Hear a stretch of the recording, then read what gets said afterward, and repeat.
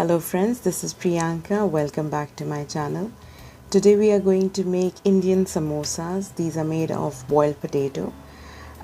So what we need to start with is these cashew nuts. Now you can dry roast them.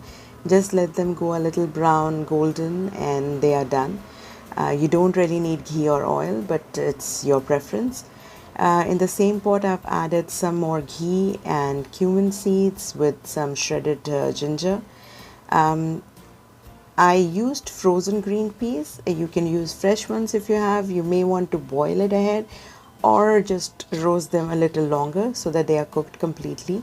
Then I also added some green chili. I like spicy food, so yeah, why not? Last main ingredient is your boiled potatoes, and after that goes the black salt. It gives it a little extra, I don't know how to explain it, but other than the table salt, the black salt is a little more tastier to me. So you can just add carom seeds, red chili powder, dry mango powder, and coriander powder. There are many more spices that you can add, but these four I would say are the most important. Coriander powder goes a little extra, as you can see. So just stir it. All you need to do is mix it. The potatoes are already cooked, and coriander leaves is majorly for the color and freshness. I am adding a little bit of table salt because I thought the salt was a little less. And then at the end comes your roasted cashews. Now let it just sit, let it cool down, because we need it at room temperature for filling it into our dough. So we need all these things, yes, but the dough, I forgot to take the video. The dough is made from carom seeds and a little bit of ghee and some powdered cumin. Then you just make a little hard dough, not so soft.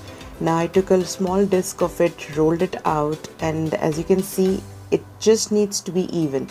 Of course, you don't want it to be really thick, but it just needs to be even on all sides. Just slice it from the center and apply, not too much, of course, but just a bit of water. It's gonna act as a glue. So this is the technique. So you just overlap the dough, and because of the water, it will just stick in place. So this will just make sure that your stuffing doesn't leak out while you're frying it. So make it into a cone, fill up your stuffing, and again use a bit of water at the top of it to seal the samosas.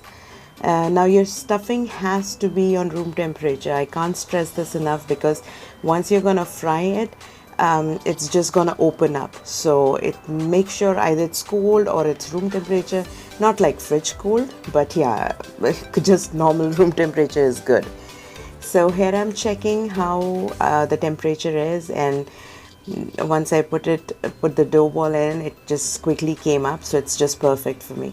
So this is not a big pot, so I'm going to add around 5 to 6 of the samosas at one time. Now here's the thing, you do not want your oil to be burning hot or too cold.